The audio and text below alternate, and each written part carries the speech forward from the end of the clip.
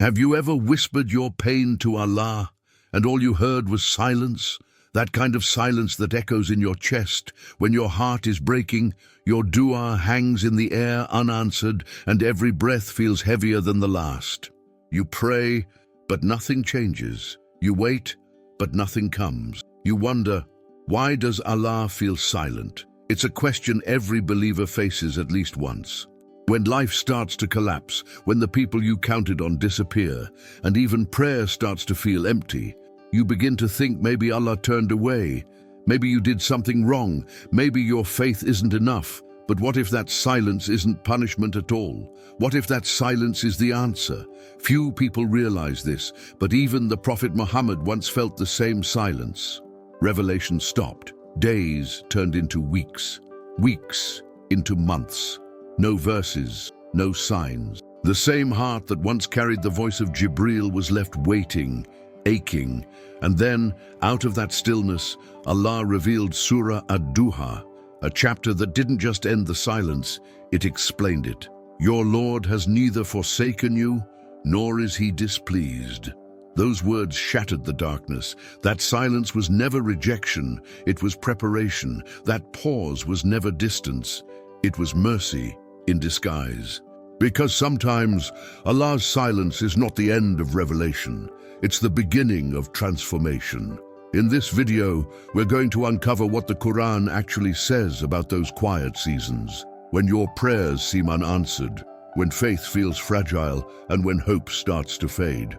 You'll discover why the same Allah who was silent for the Prophet is silent for you. Not because he's far, but because he's closer than you can imagine. This isn't theory, it's the Qur'an's real answer. And once you understand it, you'll never experience Allah's silence the same way again, because silence isn't the opposite of mercy, it's where mercy is born. So stay until the end, because somewhere in these verses, your heart will find the answer it's been begging for. Before we go deeper, take a slow breath and whisper, Bismillah. You didn't click this by accident. Allah guided you here. Maybe you've been waiting for a sign. Maybe this is that sign. If this message is already touching your heart, let it show. Write in the comments, I trust Allah even in silence. Let it be your public declaration of faith, a way of saying, I'm still holding on. Every comment here becomes a voice of hope, a testimony that says, I may be in the dark, but I haven't given up. If these words bring you peace, press like, not for me, but as sadaqah jariyah. Your small action might be the reason someone else somewhere finds peace through this message. That's a reward that never ends. And if you've been searching for a place to reconnect with your soul, stay here. Subscribe, not for content, but for connection. Because here, we walk together through the silence, back to the one who never leaves. Stay until the end, because in these next moments, we'll uncover something most people overlook in Surah Ad-Duha, a truth that can change how you see every unanswered prayer. Take another breath, feel your heart soften, and whisper again, Bismillah. Maybe this is the moment Allah begins to answer you. It begins in the quiet hours of the night, when the world is asleep, and your heart won't stop whispering questions that no one seems to answer. You speak to Allah, your voice trembling, your tears soaking the same hands that rise in prayer. You ask, you plead, and the silence that returns feels heavier than any word could ever be. You start wondering if Allah has turned away, if your mistakes have built a wall between you and His mercy. The silence stretches, cold and endless, and you think, maybe He doesn't hear me anymore. Maybe He's forgotten me. But there was someone, long before you, who felt that same silence. Someone whose heart was heavier, whose mission was greater, and yet he too waited in that sacred stillness. The Prophet Muhammad would walk under the blazing sun of Makkah, his eyes searching the horizon for Jibreel, the angel who once brought him the words of Allah. Days passed, then weeks. The sky remained still, the heavens silent. The same man who once felt the nearness of revelation now faced an absence that pierced deeper than any sword, and whispers began to spread among the Quraysh. His Lord has abandoned him. They mocked him in the streets, telling him his revelation was over, that Allah no longer cared. And for a moment, that silence felt unbearable. Then, one dawn, light broke through the grief. The voice of Jibreel returned, not with anger, but with comfort so divine that the world itself seemed to exhale. Your Lord has neither forsaken you, nor is he displeased. The heavens had been silent, not because Allah was distant, but because he was preparing the prophet's heart for something greater. The pause was not rejection, it was mercy. The delay was not distance, it was love in disguise. Every second of that silence carried meaning, shaping strength within him that words alone could never teach. You see, Allah's silence isn't the absence of his presence, it's a classroom for your soul. He doesn't leave you. He draws you into stillness so that you can finally hear what cannot be heard through noise. The moments you feel forgotten are often the moments you are being rebuilt. The prophet felt the weight of waiting so that you would know your waiting isn't meaningless. His silence carried revelation so that your silence could carry hope. You might not see it yet, but Allah is closer in silence than in speech. When your dua seems unanswered, he is writing an answer that time cannot erase. When your heart feels empty, he is preparing it to receive more than it can imagine. The same Lord who told his beloved, "Your Lord has not forsaken you," is whispering that same truth into your life. You just have to stay long enough to feel it. Do you ever wonder why the silence hurts so much? It's because deep down, you know who you're missing. It's not the world, it's not people. It's Allah. And that ache, that longing, that restlessness, it's proof that your heart still belongs to him. People only feel forgotten when they forget that Allah's silence has purpose. It's the waiting that purifies you. It's the delay that defines you. It's the stillness that teaches you to listen with the heart, not the ear. If this message is touching your heart, write in the comments, "I trust Allah even when he is silent." Let it be your statement of faith, your moment of surrender. Every word you type becomes a seed of patience planted in the unseen. Let the world witness that you still believe, even when it hurts. This comment might be your act of worship today, your bridge back to the one who never truly left. Take a breath and feel this truth. When Allah seems silent, he is not gone. He is near, watching the story unfold exactly as it should. Every unanswered prayer is like a verse waiting to be revealed. Every night spent in tears is a chapter of mercy being written just for you. The prophet waited in silence, but he didn't give up. He didn't stop believing. And that's what made his heart the vessel of revelation. You too are in your own Ad-Duha moment. Darkness before the dawn, silence before the verse, absence before the miracle. Maybe you're not being ignored. Maybe you're being chosen. Maybe Allah's quiet is the protection you didn't know you needed. Because if every prayer were answered instantly, you'd never learn to truly trust. If every hardship vanished at your first dua, your heart would never expand. So Allah waits, and he teaches. And he watches as your heart begins to whisper again. Not out of fear this time, but out of love. There will come a day when everything that feels unanswered will unfold with such clarity that you'll look back and say, "Subhanallah, he was there all along." The silence that broke you will become the silence that built you, and the verses that once healed the prophet will heal you too. The same sun that rose after his darkness will rise after yours. The same light that poured into his heart through Surah Ad-Duha is waiting to pour into yours. You just have to hold on through the stillness long enough to see the horizon break. Because your Lord has not forsaken you. He was never displeased. He was only silent, so that when he finally spoke into your heart, you would never forget how much you needed to hear him. There are moments in life when the world feels dim, when no matter how much light you chase, darkness seems to stretch endlessly before you. You wake up each day trying to move forward, but something heavy clings to your chest. You pray, but your heart feels numb. You speak to Allah, but your voice sounds small against the weight of silence. The pain doesn't just live in your heart, it moves through your veins, slowing your steps, clouding your sight. And in those moments you wonder, will this ever end? Does Allah see me struggling to breathe in the middle of this darkness? Imagine the life of Prophet Ayyub, a man once surrounded by blessings beyond measure, family, wealth, health, peace. A man whose name was known for righteousness and gratitude. Then, one by one, it was all stripped away. His body weakened until every movement burned with pain. His loved ones buried one after another. His wealth vanished like dust in the wind. And his people, the same ones who once admired him, began to whisper, if he was truly loved by Allah, would he suffer this much? For years he sat alone, his body broken, his heart exhausted. Yet through every sigh, through every tear, he whispered the same truth. Indeed, adversity has touched me, and you are the most merciful of the merciful. There's something sacred in that kind of surrender. Because faith is easy when everything shines, but faith in the dark, that's where the soul learns who Allah truly is. Prophet Ayyub's story isn't just about patience, it's about divine companionship in the unseen. Allah never abandoned him.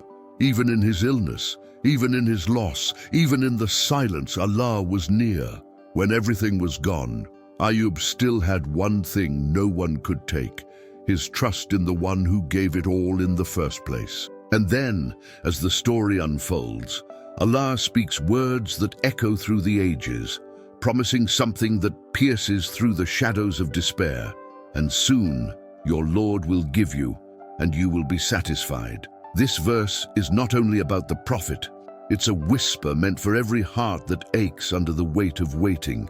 Allah doesn't forget the patient ones. He doesn't overlook the broken-hearted. He delays because His mercy is crafting the perfect moment for your relief to arrive. The darkness is not the end. It's the womb where light is born.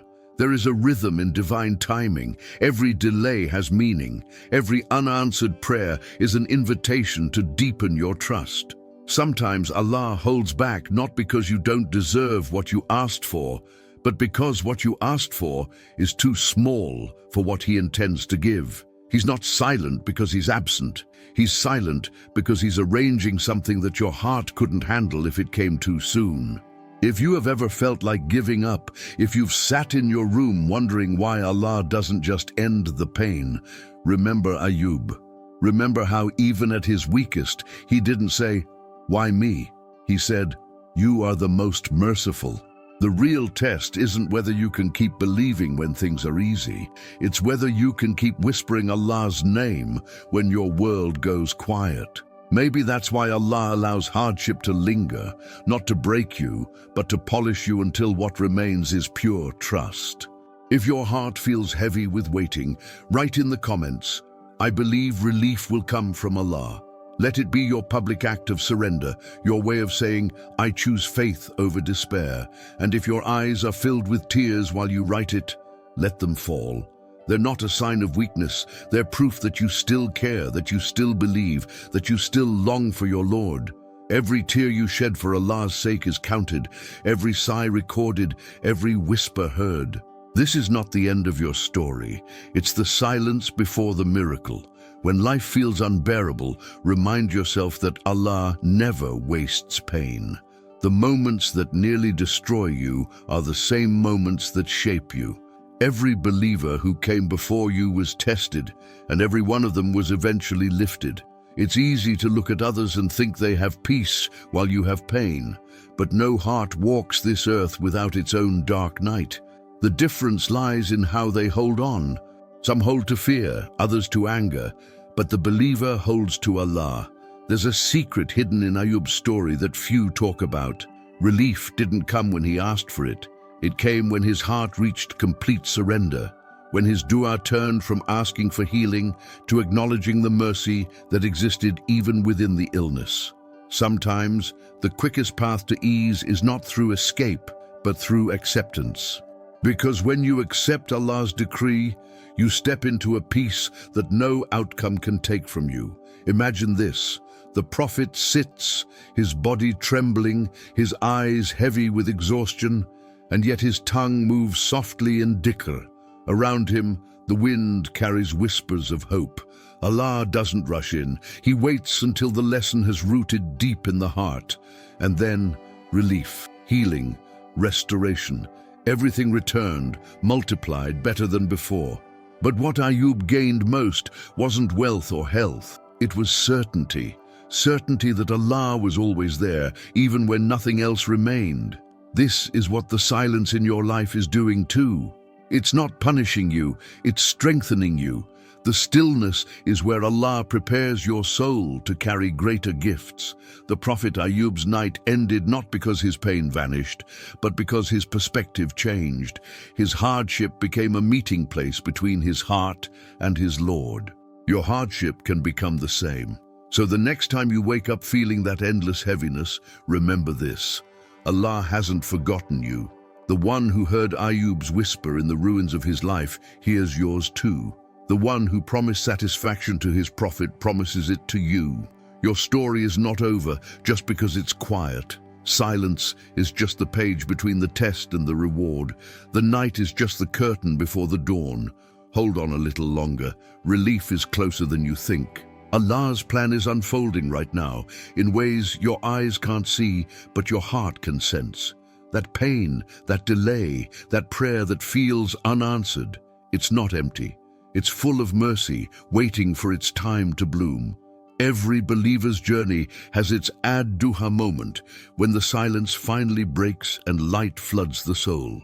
Maybe yours is closer than you think. Because the same Lord who lifted Ayyub from despair, who filled his empty life with overflowing grace, has written your story with the same ink of compassion, and soon your Lord will give you, and you will be satisfied, not just in this world, but in the next, where every unanswered prayer will return to you in a form more beautiful than you could ever imagine.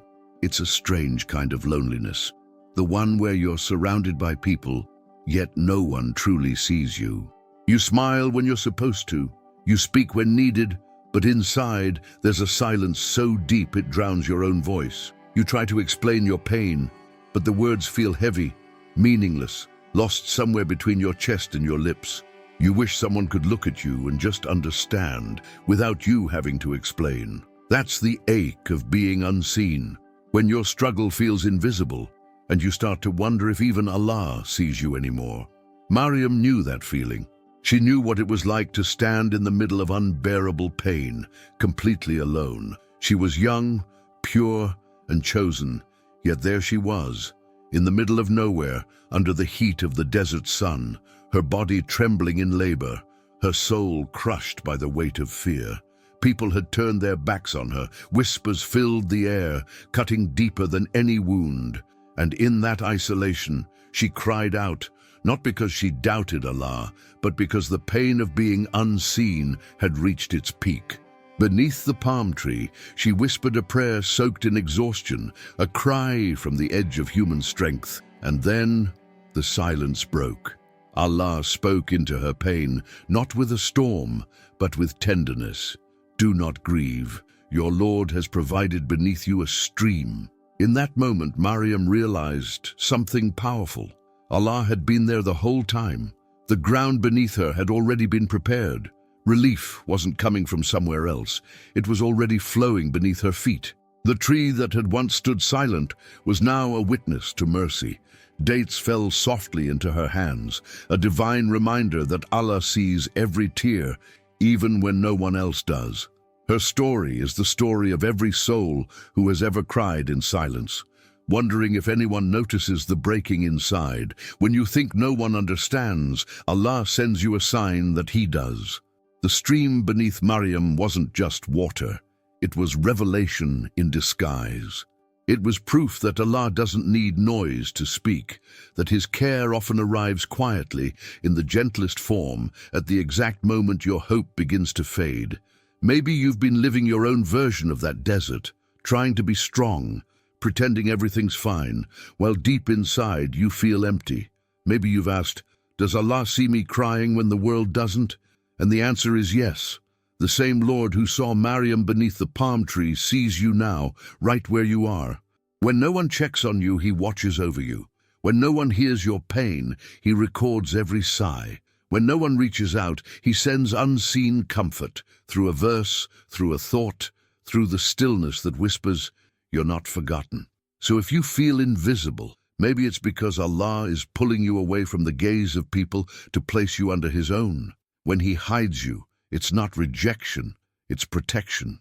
He shields you from eyes that wouldn't understand the magnitude of your journey, because some blessings need to bloom in silence before the world sees them. And here's the truth, most people don't realize. Being unseen by the world can be the greatest mercy Allah gives. The unseen are the ones who learn to depend fully on Him. The overlooked are the ones He lifts when no one else can. The ones hidden from the crowd are often the ones closest to His heart. If this message is stirring something inside you, write in the comments, "Allah sees me even when no one else does."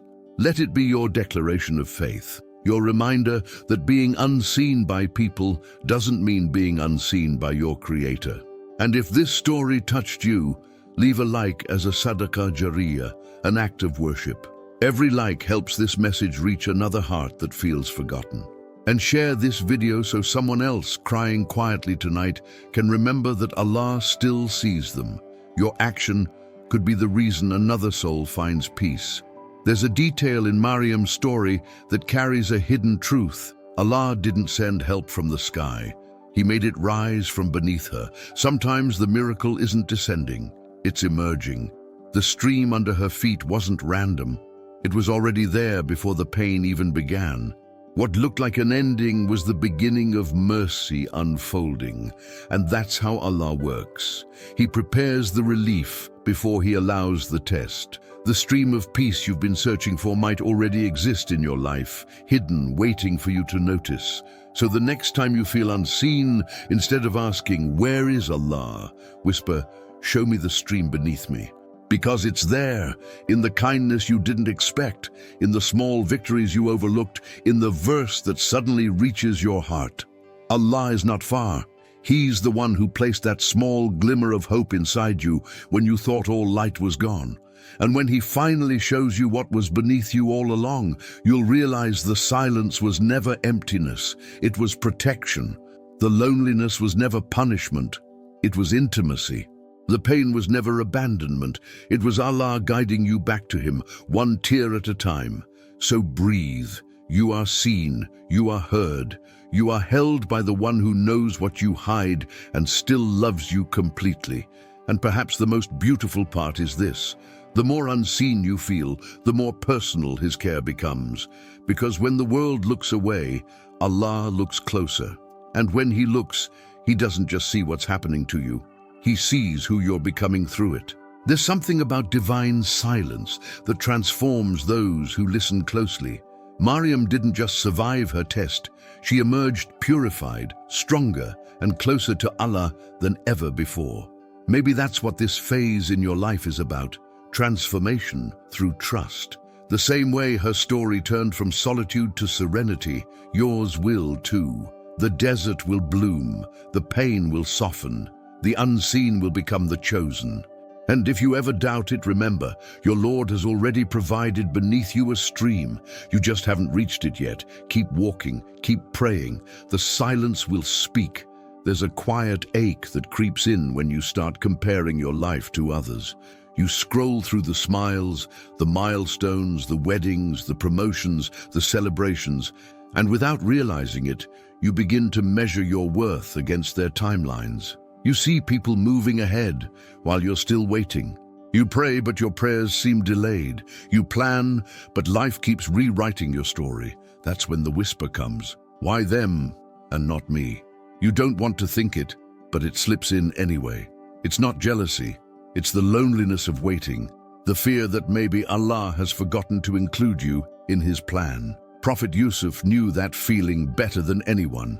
A young man with a heart full of dreams, literal dreams, divine ones. Yet the moment he shared them, his life shattered. Betrayed by his own brothers, thrown into a well, sold into slavery, and then, when life seemed to be turning, unjustly imprisoned. Year after year passed, And the boy who once saw stars bowing to him sat in a dark cell, waiting without answers, waiting while others lived their lives freely. He must have wondered, where was Allah's promise?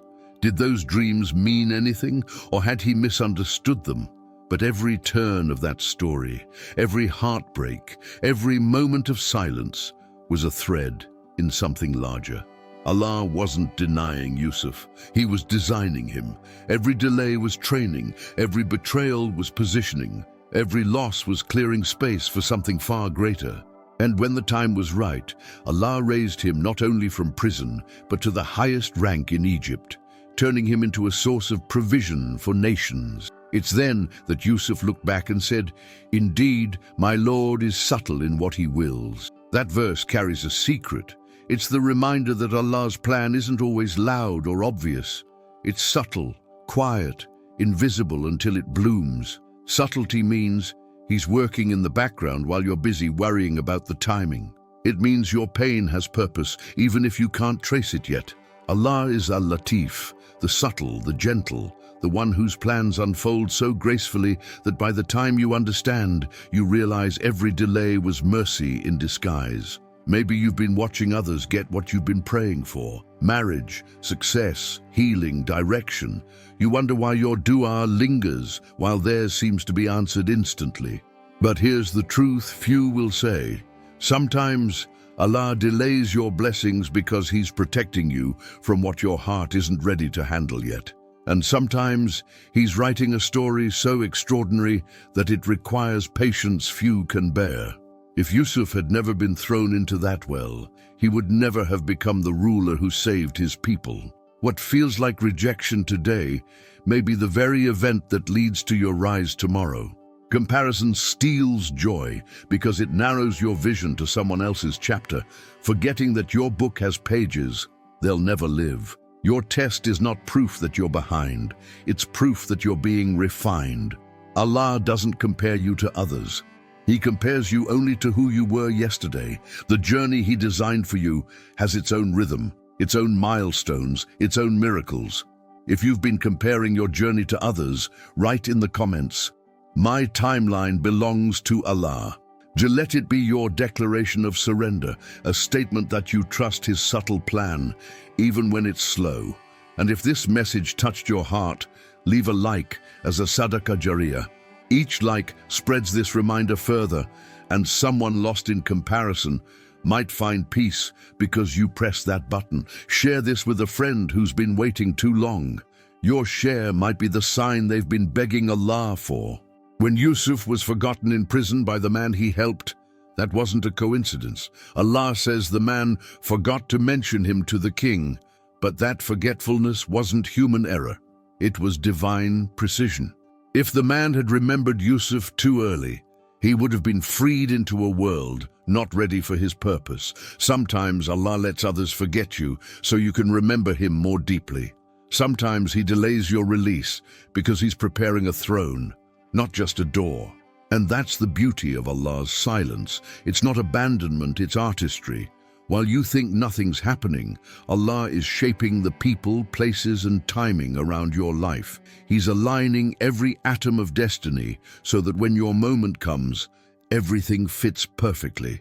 That's why the Qur'an doesn't rush Yusuf's story. It unfolds over years, teaching that divine timing is never late.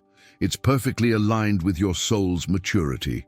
You may not be in a prison like Yusuf, but maybe your heart feels trapped by anxiety, uncertainty, or waiting. Maybe you've done everything right, and still, doors remain closed. But that doesn't mean Allah is displeased. It means your story is still being written, and like Yusuf, your ending will make every tear worth it. Allah's subtlety is the antidote to your frustration. When you stop forcing answers and start trusting His delay, peace begins to settle in your chest. Every believer reaches a point where they must choose to resent the weight or to rest in it. The first leads to despair, the second leads to serenity. Think about Yusuf's words again. Indeed, my Lord is subtle in what He wills. He didn't say, my Lord is harsh or my Lord forgot me. He said subtle, meaning every hardship had a hidden mercy, every silence had a purpose. That's what you need to carry with you. Every no from Allah is a better yes waiting at the right time. Every delay is a sign that something sacred is still being arranged for you.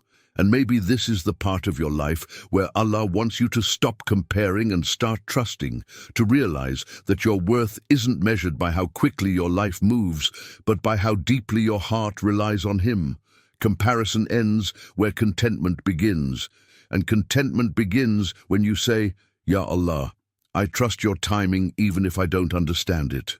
Because one day, just like Yusuf, you'll look back and say, if it hadn't been for that delay, I wouldn't be here.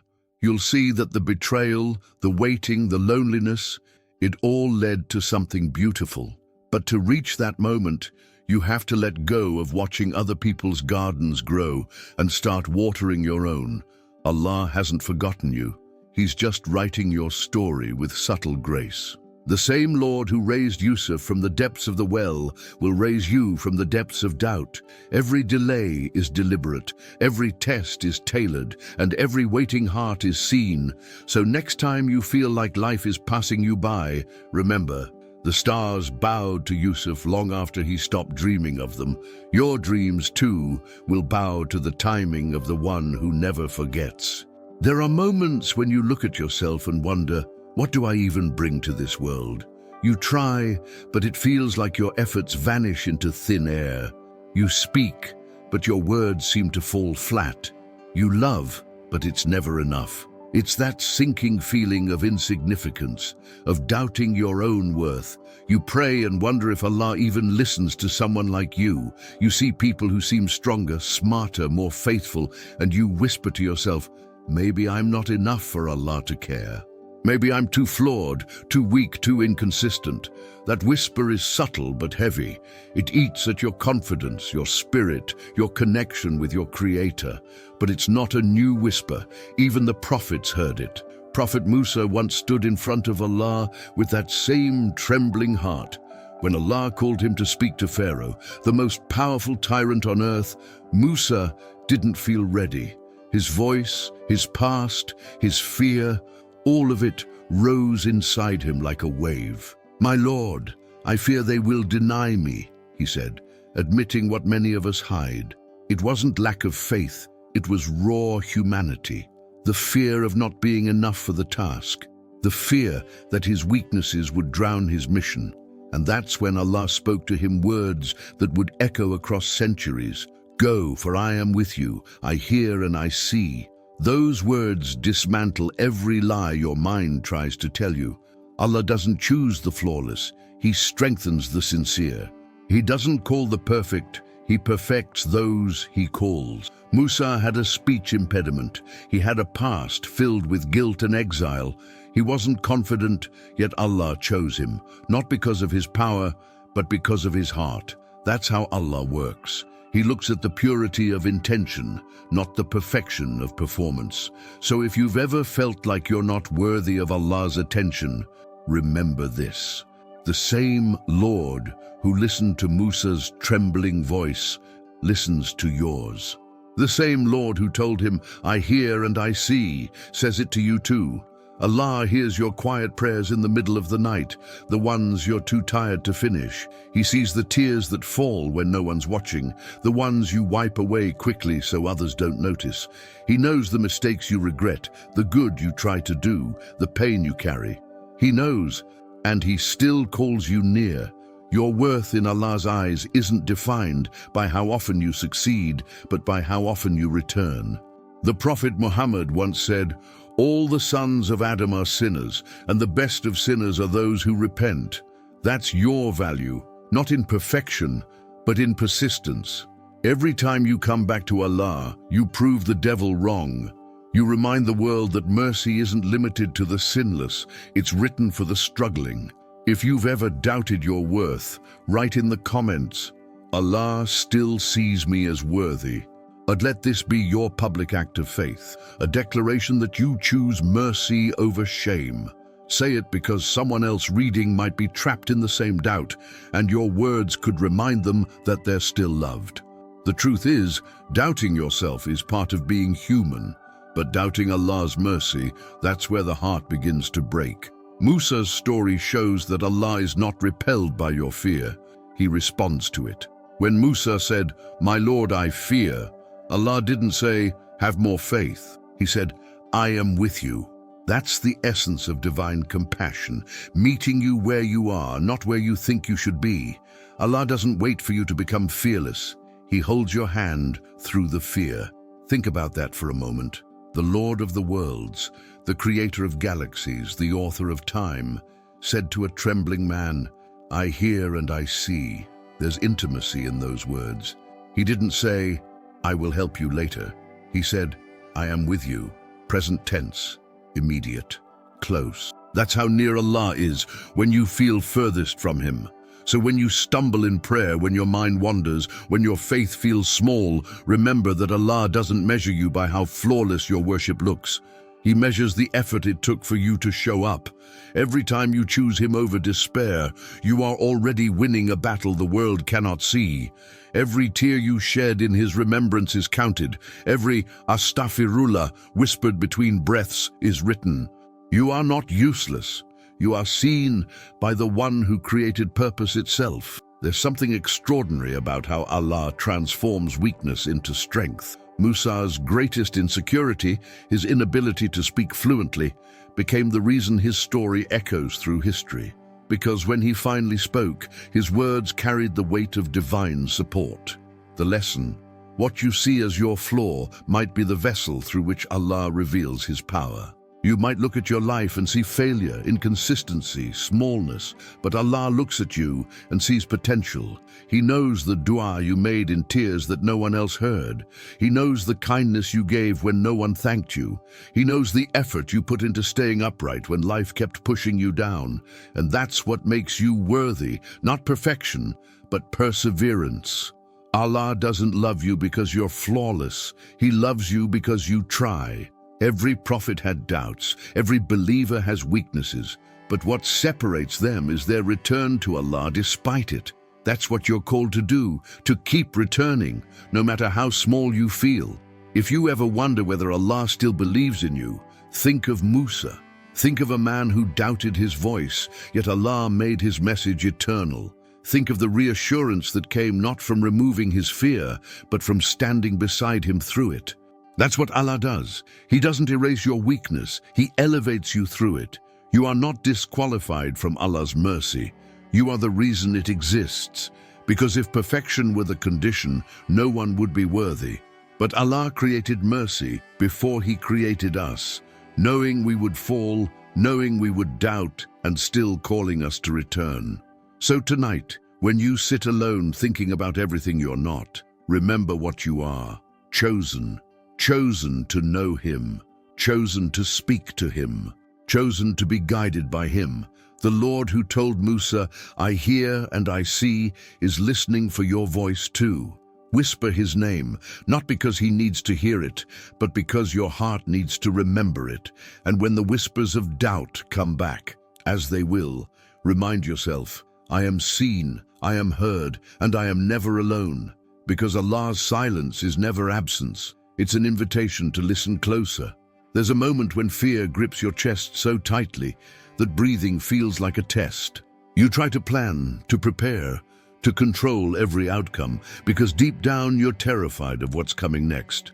You're afraid of losing what you love, afraid of change, afraid that your future won't unfold the way you hope. It's the kind of fear that keeps you awake at night, replaying every what if. What if I fail? What if I can't handle it? What if Allah doesn't come through for me this time? That silent, anxious storm inside you, it's not just about the future, it's about trust. The struggle between your need for control and your belief that Allah already has it all planned. That's the very storm the mother of Musa faced. Imagine her heart, a mother holding her newborn son, fragile, beautiful, and innocent. Outside, soldiers were hunting babies just like him. Every sound in the distance could mean death. Every second could be his last. And then came the divine command: nurse him, but when you fear for him, cast him into the river. Can you imagine that? To put your baby, your heart, your life into a wooden basket and release him into a rushing current. It defies logic. It breaks human instinct. Yet she did it. Not because she wasn't afraid, but because her faith was louder than her fear. Allah didn't say, "Do not fear because nothing bad will happen." He said, "Do not fear and do not grieve. We will return him to you." That's a promise, one of the most powerful in the Qur'an. It's Allah reminding her, you're not losing him, you're surrendering him to me. And that's the lesson for every heart trembling about the future. When you hand over what you love most to Allah, you never lose it. You're just placing it in safer hands. The river could have drowned Musa, the soldiers could have found him, but every wave carried him toward destiny, not danger. That's what happens when you surrender. The same current that terrifies you becomes the one that delivers you. When the mother of Musa let go, she wasn't giving up control. She was returning it to its rightful owner, and Allah's promise was fulfilled. Not only was her son saved, but he was returned to her, safe, nourished, chosen for greatness. What she thought was an ending was actually a beginning. Maybe that's your story too. You're clinging to something, a dream, a person, a plan, and Allah is asking you to release it into His care. You're scared that if you let go, it'll drift away forever. But what if letting go is the only way for it to come back better? What if your fear of the future is actually blocking the miracles waiting to meet you? If you've been battling fear about what's next, write in the comments, "I trust Allah with my future." Let that be your declaration of faith, not because you don't feel fear, but because you choose faith anyway. Leave a like if these words reached your heart, and share this message with someone who needs to be reminded that the same Lord who guided the basket of Musa guides every moment of our lives. Sometimes your share can be the very sign someone else prayed for. There's something deeply human about wanting to control everything. We tell ourselves it's preparation, but often it's fear disguised as planning. You think if you just hold tighter, you'll be safe. But have you noticed? The tighter you grip, the more exhausted you become. Control feels comforting, but it's an illusion because the future never belonged to you. It never did. And that's not a loss, that's mercy. Because the one who owns your tomorrow is far more capable than you could ever be. The mother of Musa couldn't predict the outcome. She didn't see the palace, the protection, or the prophecy.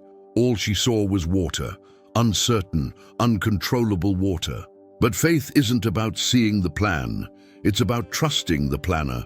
Allah was already arranging every detail, the current, the queen who would find the baby, the love that would fill her heart. Everything was being orchestrated for her relief long before she could imagine it.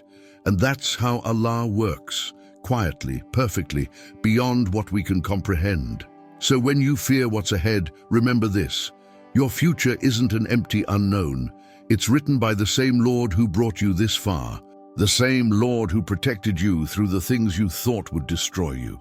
The same Lord who made rivers carry babies to safety can make your path carry blessings to you. You might be standing on the edge of something uncertain, a new job, a relationship, a diagnosis, a loss, and it feels like the river of life is rushing faster than you can handle.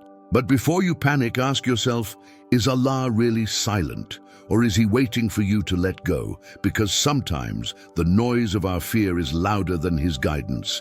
Fear will tell you to hold on. Faith will whisper, let go. Fear says, you'll lose everything. Faith answers, you'll gain peace. Fear screams, what if it goes wrong? Faith replies, what if it's better than you imagined? That's the war inside every believer. And victory begins, not when the fear disappears, but when you choose to trust despite it. You might say, but I'm not strong enough. Neither was the mother of Musa. She was human, just like you. She didn't stop fearing. She just acted despite it. That's what surrender looks like. It's not about being fearless. It's about being faithful while afraid. And when she did, when she placed her son in the water, Allah's promise unfolded. The baby she thought she lost was returned to her arms, not as a victim, but as a miracle. That's what happens when you surrender your future to Allah. He returns it to you in a form more beautiful than you could plan. Every river you face, every uncertainty, every unknown carries a hidden destination. And every act of surrender is a declaration that you believe Allah is guiding the current. You don't have to know where the water leads. You just have to trust the one who commands it. So breathe. Stop trying to predict everything. You're not meant to carry the weight of tomorrow. You're meant to walk with faith today. The same Allah who inspired a mother to let go of her child will inspire you to let go of your fear. The same Lord who said, "Do not fear and do not grieve," is saying it to you right now, in your heart, in your silence, in the rhythm of every breath He gives you. The truth is, the future isn't frightening when you remember who writes it. The moment you stop fighting for control and start trusting His decree, peace will flow like that river, steady, calm, unstoppable. So tonight, when your mind starts racing again with all those what-ifs, whisper this: "My Lord, you guide what I can't see. You hold what I can't control. You plan what I can't understand." And then rest, because the same current that carried Musa's basket carries you too.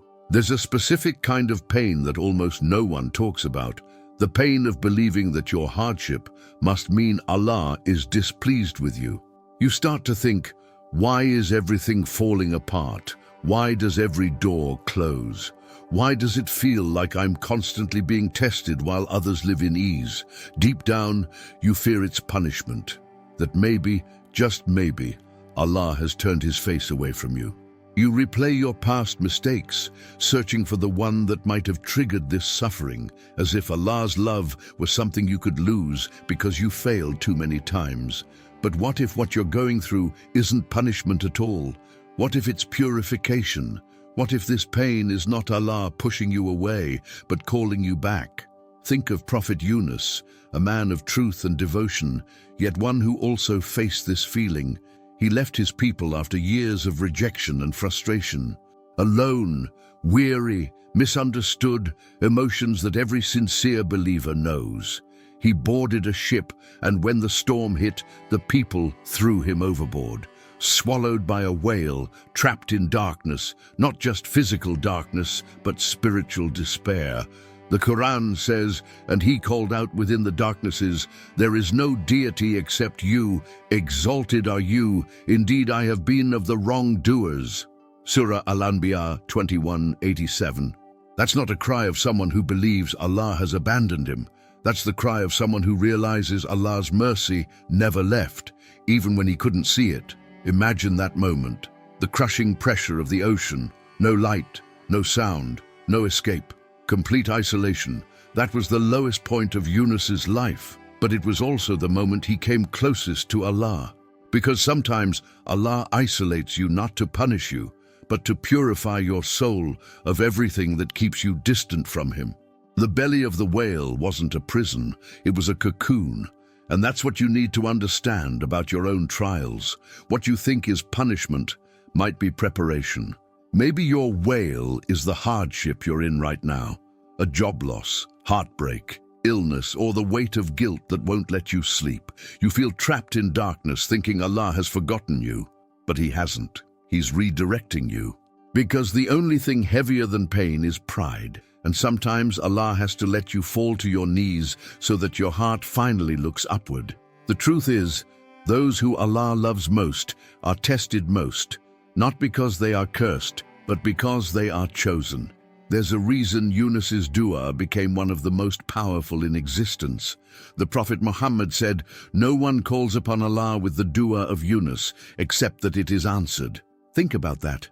The dua born from darkness, from regret, humility, surrender, became a light for generations. That's what your hardship can become too. When you stop saying, "Why me?" and start saying, "Ya Allah, guide me," your trial transforms from a curse to a calling. If you've ever felt like your hardship was punishment, write in the comments, "Ya Allah, purify me, not punish me." Let it be your declaration, a shift from fear to faith. Because the moment you believe your pain has purpose, you stop running from it and start rising through it. The most dangerous lie Shaitan whispers during hardship is this: Allah is angry with you. He wants you to see your suffering as rejection. But the Qur'an repeatedly shows the opposite. Allah says in Surah Al-Baqarah 2:86, Allah does not burden a soul beyond that it can bear. If He gave you this trial, it means He already saw strength in you that you haven't discovered yet. Punishment is meant to destroy, but purification is meant to build. Punishment ends you, purification renews you. So, which one do you think your Lord, Ar-Rahman, the most merciful, intends for you? Think of it this way: when gold is refined, it must pass through fire. Not because the gold is hated, but because the impurities must be burned away to reveal its beauty. That's what trials do. They burn away arrogance, impatience, dependence on people, and remind you who you truly rely on. You may feel like everything's being stripped away, but what's really happening is your heart is being polished to reflect light again. The whale that swallowed Yunus didn't destroy him. It delivered him. Your hardship, too, might be carrying you toward a shore you can't yet see. Sometimes Allah's mercy comes disguised as difficulty. Sometimes silence is not abandonment, but redirection. The moment Yunus surrendered fully, not halfway but entirely, Allah commanded the whale to release him. That's the secret. Release comes after surrender, not before, and maybe that's what Allah is waiting for from you. Not more striving, but surrender, because you can't heal what you still resist. You can't find peace while fighting Allah's decree. The real question isn't, why did this happen to me, but what is Allah teaching me through this? You see, Yunus didn't emerge from the whale the same man he entered as. He came out purified, strengthened, with renewed faith. He returned to his people not as a broken man, but as a beacon of light, and they believed. That's what Allah does. He turns your lowest point into your launching point. But first, you have to trust that the darkness is not permanent. Maybe you're in that place right now, the belly of the whale season of your life. You can't see the way out, you don't feel the light, and your heart whispers that maybe you've gone too far for Allah's mercy. But remember what Yunus's dua teaches. There is no deity except you, exalted are you. Indeed, I have been of the wrongdoers. It's not self-condemnation, it's humility. It's a way of saying, Ya Allah, I know you are perfect and I am not. But I turn to you because there is nowhere else to go. And when you do that, when your heart truly surrenders, Allah answers. He always does. Hardship is not proof that Allah has turned against you. It's proof that He still sees you as worth refining. When Allah loves someone, He doesn't leave them drowning in heedlessness. He tests them to bring them closer. The Prophet Muhammad said, when Allah loves a servant, He tests him.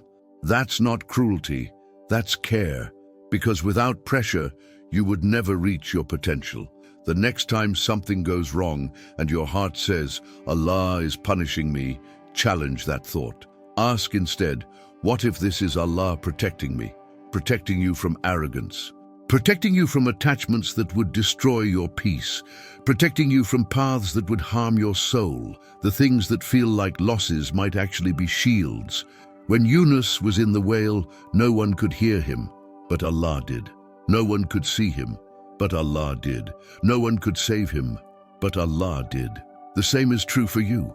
No matter how invisible or unworthy you feel, your Lord sees you, hears you, and can rescue you from any depth. So if you feel trapped, whisper His dua, not out of despair, but out of hope, because the very darkness that frightens you might be the womb of your rebirth. There are moments in life when you feel like everything you've built is collapsing. The foundation you stood on, the people you loved, the plans you made. It's as if your world has been stripped bare, leaving nothing but silence and dust. You stand there wondering, why would Allah take this from me? You think of the things you've lost, a relationship that was your peace, a job that gave you purpose, a home that held your memories, and your heart whispers that maybe this is the end. But it's not. It's a beginning that you can't yet see. Because sometimes Allah has to empty your hands before He fills them again. He has to remove what you cling to so you can finally hold on to Him fully. That's exactly what happened with Prophet Ibrahim alayhi salam. Imagine his heart, a father, a husband, a man who had already been tested beyond measure. He had been thrown into fire for his belief, rejected by his people, left with nothing but faith. And yet, one of his greatest tests was still to come, not the fire, not the exile, but the command to leave his wife Hajar and their infant son Ismail in the middle of a barren desert. No trees, no water, no human life in sight. Just endless sand and silence. Imagine standing there, knowing that your family's survival depended on a miracle. It defied all human logic. Yet Ibrahim didn't question Allah's command. He walked away, and as he did, Hajar cried out, "Oh Ibrahim, where are you going? Has Allah commanded you to do this?" He didn't turn back. He simply nodded. And when she realized this came from Allah, she said, "Then He will not abandon us." And that's tawakkul, the kind of trust that doesn't need to understand to obey, the kind of faith that believes even when the world gives you every reason to doubt. And true enough, Allah did not abandon them. When Hajar ran between the hills of Safa and Marwa, searching desperately for water, Allah caused a spring, Zamzam, to burst from the earth at her son's feet. What looked like loss became legacy. What began as isolation became a miracle that millions still honor today. When you lose everything, it's easy to think that Allah has taken from you, but sometimes He's freeing you because He knows that comfort can make you forget Him, but loss can bring you to your knees, and it's there on your knees that your heart learns to see. Ibrahim's story teaches that surrender is not weakness, it's worship. It's choosing Allah's plan over your pain. You see, Ibrahim didn't see the future when he left them there. He didn't see the rise of Makkah. He didn't see the Kaaba rebuilt by that same son he left behind. He didn't see the generations of believers who would walk between those same hills. But Allah did. That's what happens when you trust Allah's command more than your circumstances. What feels like loss is actually groundwork for something eternal.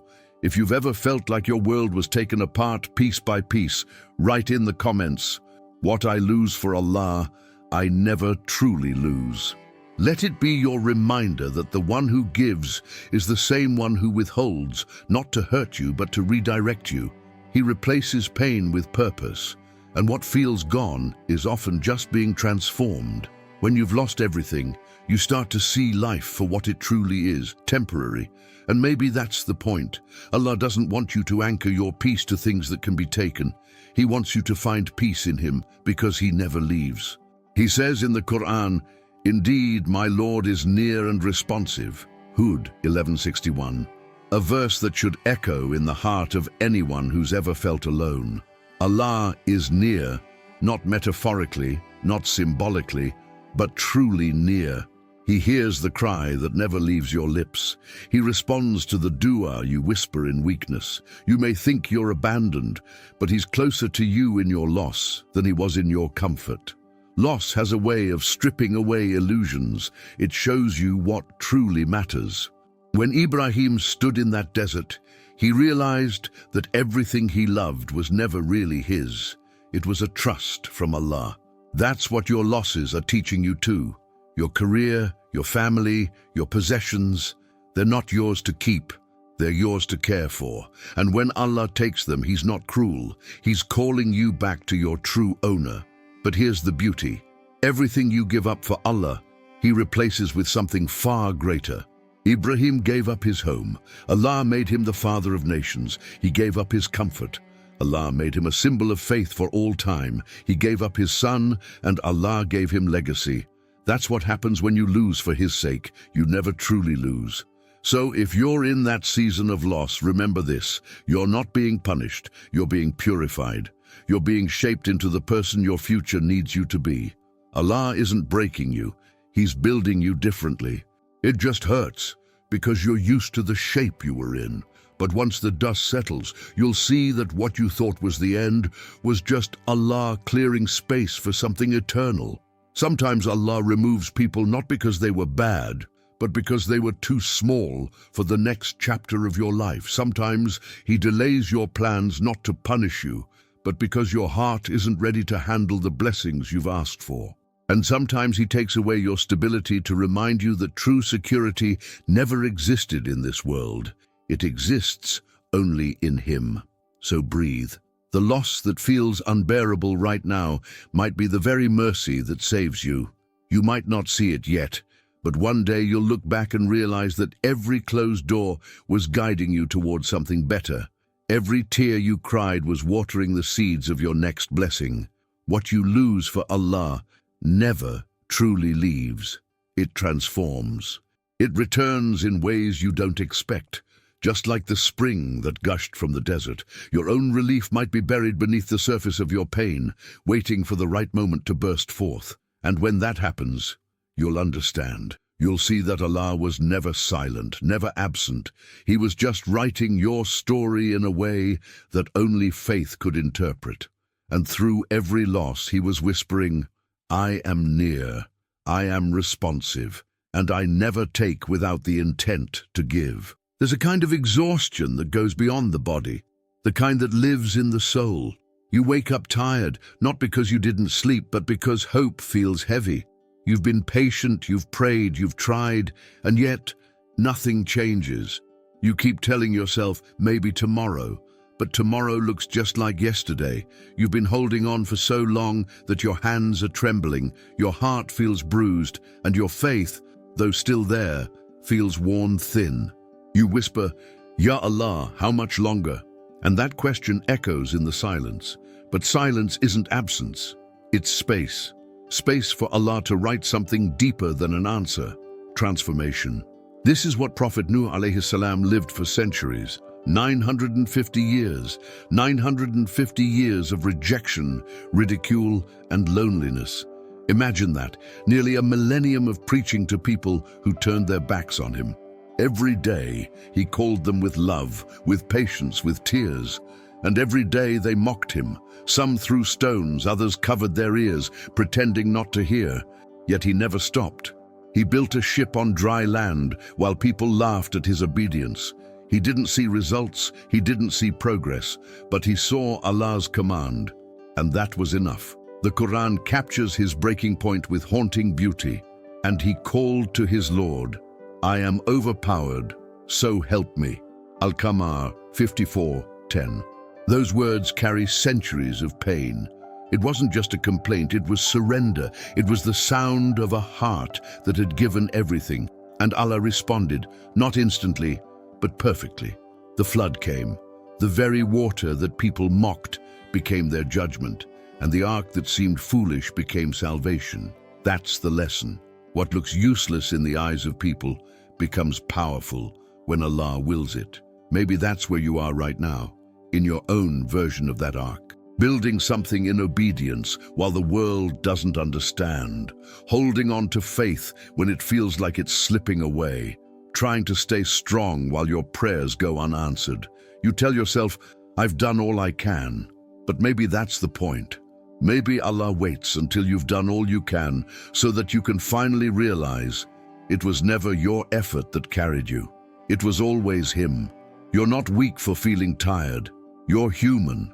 Even the strongest hearts in the Qur'an broke. But here's what they all discovered. When you're at the end of your strength, you're at the beginning of Allah's help.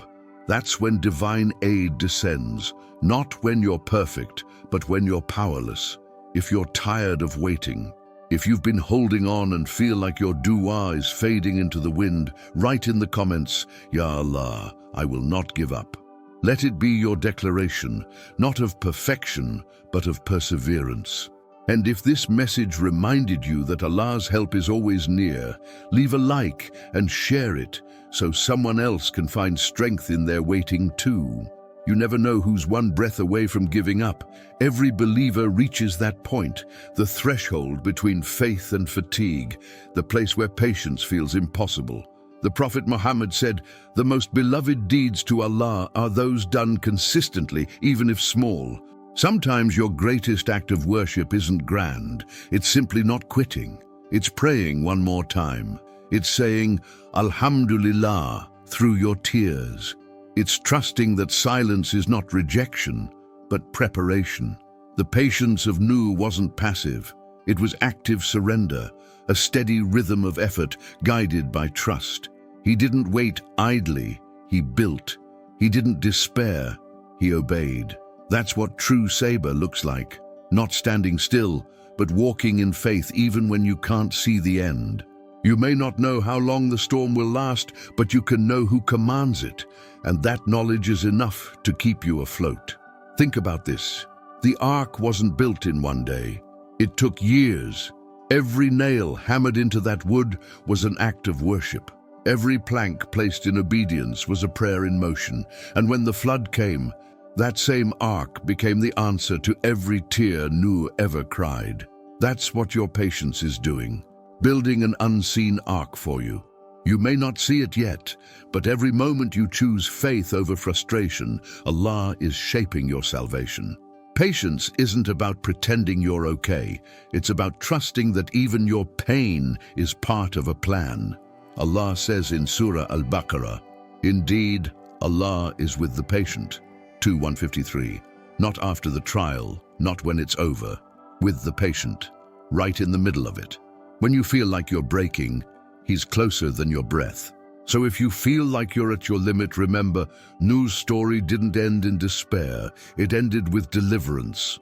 After centuries of rejection, he witnessed Allah's promise unfold. Every mockery turned into mercy. Every wound became wisdom. The same God who carried him through the flood can carry you through your silence. The same Lord who responded to his broken plea will respond to yours, in the perfect way, at the perfect time. But here's something most people miss. Nuh didn't ask for a flood. He asked for help, and Allah sent what was needed, not what was expected. That's why sometimes you don't get the answer you pray for, because Allah is preparing the answer you need. You pray for ease, He sends endurance. You pray for a door, He builds you a ship. You pray for relief, He teaches you resilience. It's not silence, it's strategy. So when you're tired, let that tiredness become dua. When you can't see the light, let that darkness become your classroom. Because patience isn't waiting for Allah to move. It's realizing He's been moving all along, just in ways you can't yet perceive. Take a deep breath. This isn't the end of your story. You've been holding on for so long, but maybe, just maybe, you're closer than you think. The flood didn't destroy Nuh, it lifted him. The very thing that seemed to drown him carried him closer to Allah. That's the paradox of faith, is what feels like drowning is often divine elevation in disguise. So keep holding on, even if it's with trembling hands. Keep praying, even if it's through tears. Keep trusting, even when you don't understand. Because one day, like Nuh, you'll step off your own ark, onto dry ground, into peace, into proof that every second of patience was worth it. There's a moment in every believer's life when the silence finally breaks. Not through words, but through realization. When you understand that Allah was never distant, never gone, never ignoring you. He was guiding you through stillness, through patience, through the parts of life that felt unbearably quiet. That's when everything begins to make sense. The unanswered prayers, the waiting, the nights you cried without understanding why, all of it becomes a story, a tapestry that was being woven in secret. You see, the silence was not punishment, it was revelation in disguise. And that is exactly what happened to the Prophet Muhammad when Surah Ad-Duha was revealed. For days, maybe weeks, the Prophet had received no revelation. The sky was still. The angel Jibril did not descend. The voice of divine comfort that had once filled his soul was gone. People began to mock him, whispering, "Your Lord has abandoned you." And for a brief moment, even his heart felt that sting. The silence was heavy, not because he lost faith, but because his love for Allah was so deep that the quiet felt unbearable. But then the light came. By the morning brightness, and by the night when it covers with darkness, your Lord has not forsaken you, nor is he displeased, and the hereafter is better for you than the present life. Surah Ad-Duha 93, 1-4. Those words didn't just restore revelation, they restored the prophet's heart. The silence was not abandonment, it was preparation. The delay was not rejection, it was divine timing. And when the words of Surah Ad-Duha came, they weren't just for him. They were for every soul that would ever feel forgotten by Allah, for every believer who would whisper in the night, "Ya Allah, where are you?" Maybe that's you right now. You've been waiting for a sign, for a change, for relief. You've prayed, and the world still feels the same. You've tried to hold faith when nothing seems to move. But here's what the prophet's story reveals. When Allah is silent, he's not gone. He's closer than ever, preparing the exact moment when his mercy will unfold. Just as dawn always follows the darkest part of the night, revelation follows silence. Sometimes the most profound growth happens when Allah hides his comfort so that your soul learns to seek him without conditions. Because real faith is not built in moments of clarity, it's built in moments of confusion. It's built when you keep praying even when you don't feel heard, when you keep walking even when the road disappears. The silence is Allah's classroom, and your patience is the lesson. When Surah Ad-Duha was revealed, it didn't just remind the prophet that Allah was with him. It reminded him that every pain had a purpose. Did he not find you an orphan and give you shelter? Did he not find you lost and guide you? Did he not find you in need and make you self-sufficient? Ad-Duha 93, 6-8. Allah didn't say, "I will do it again." He said, "I already have." That's the power of remembering. When you recall what Allah has already done for you, it becomes impossible to doubt what he will do next. Every silence you've experienced, every unanswered prayer, every heartbreak, every season where you felt unseen, was Allah teaching you how to feel his presence beyond your senses. Because he's not just the one who speaks, he's the one who guides through stillness. When life feels like it's paused, it's not because Allah has forgotten you. It's because he's rewriting your path in a way you can't yet perceive. If you've ever lived through a silence that tested your faith, write in the comments, "My Lord never left me." Say it not because everything makes sense, but because you trust that one day it will. The prophet's story in Surah Ad-Duha is not just history, it's a mirror. When you think Allah is silent, he's actually revealing something deeper than words. Silence teaches reliance. It strips away everything except what's real, your connection to him.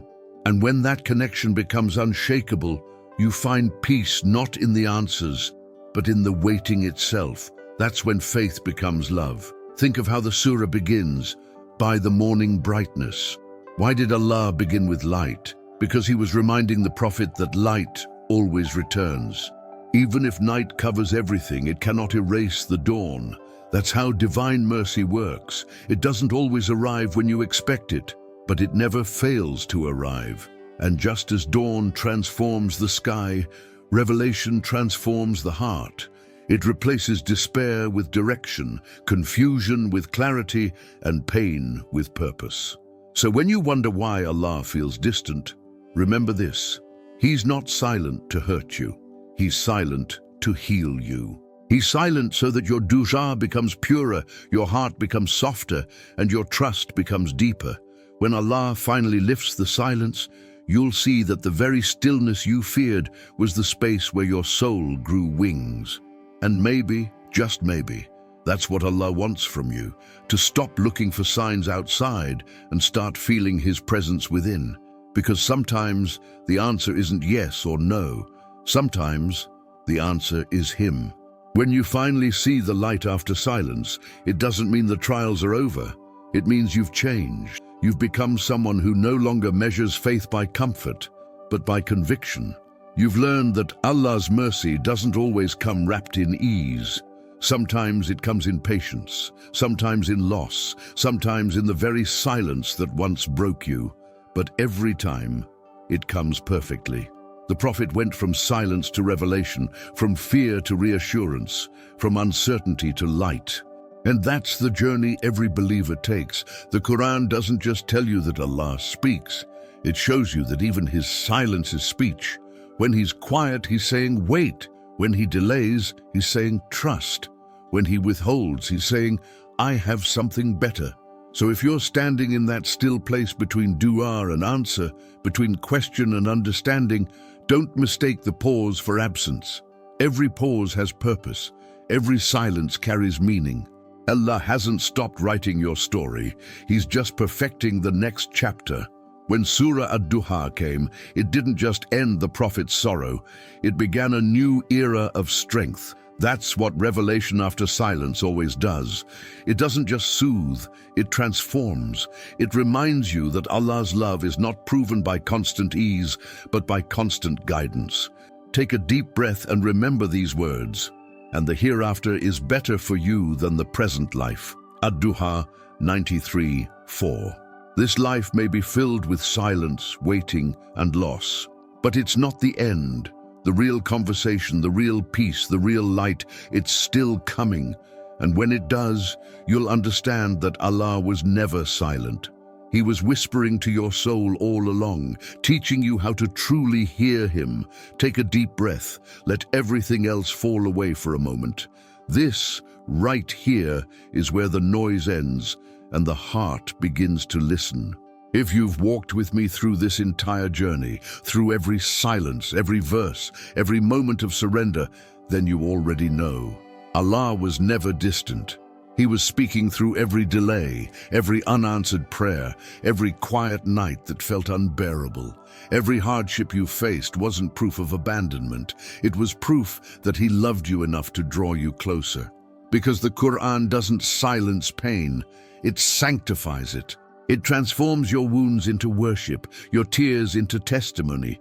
You've seen it through the stories we've shared, the prophet in the stillness before revelation, Maryam beneath the palm tree, Musa's mother at the river, Ayyub in his patience, Yunus in the depths, Ibrahim in the desert, Nuh on the ark.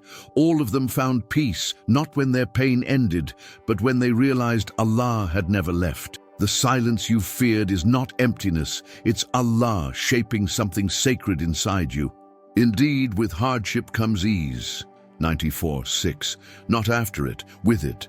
Every moment of hardship carries the seed of its own relief. So if your heart has been restless, if your soul has been whispering, when will it be my turn? This is your moment. This message didn't reach you by coincidence. Allah brought you here, through all the noise, through all the distractions, to remind you that He sees you, He knows your pain, and He is nearer than your jugular vein. If you felt His presence stirring in your heart throughout this message, write in the comments, I trust Allah. Let that be your act of faith, your public reminder to yourself and the world that even when you don't see a way, you believe the One who creates it. Now, before we end, I want you to prepare yourself for something deeper. This isn't just another ending. This is a moment of liberation. Wherever you are, close your eyes, raise your hands, and whisper Bismillah. Feel the weight of your worries in your palms. Imagine them being lifted, not by your strength, but by His mercy. This is your conversation with Allah. Let every wall around your heart fall. Ya Allah, You are the turner of hearts, the healer of wounds, the comforter of the broken. We come to You as we are, tired, anxious, waiting, but still holding on. Remove from us the weight that keeps us from peace. Replace our fear with faith, our confusion with clarity, and our impatience with sabr. Strengthen the hearts that are weary. For every soul listening to these words, let this be their moment of healing. Ya Allah, when we doubt, remind us that You never left. When we cry, let us remember that You are closer than our tears. When we are lost, guide us back to the light You placed in our hearts. Make us among those who trust Your timing, even when they don't understand it. Grant peace to those battling anxiety, hope to those drowning in despair, and patience to those waiting for relief. Fill every empty space in our hearts with Your remembrance. Let this dua be accepted for everyone who recites it, everyone who listens, everyone who believes. Ameen. If you're still here, it's not by accident. If you reached this point, it's because Allah is working in your heart and responding to your dua. This moment was written for you. Every second you've spent listening was part of His mercy pulling you closer. And if these words touched your soul, don't let them end here. Let them transform you. Write in the comments, "I trust Allah," as your public declaration of faith. Share this video with someone who needs peace tonight. You might be the reason they find light in their darkness. And that could be your sadaqah jariyah, a reward that keeps multiplying long after you're gone. And before you leave, subscribe to this channel, not for numbers but for nourishment. Here, you'll always find reminders of Allah's mercy, the wisdom of the Qur'an, and a community that understands what your soul is fighting for. Together, we'll keep walking through the silence until we reach the light. And don't miss what comes next. If this message spoke to you, the next video that appears on your screen might be the one Allah sent to complete what He started in your heart. Don't leave without watching. It might be the answer to the prayer you've been waiting for. Because when Allah calls you to a message, it's never random. It's personal. It's divine timing. And remember, indeed, with hardship comes ease. 94:6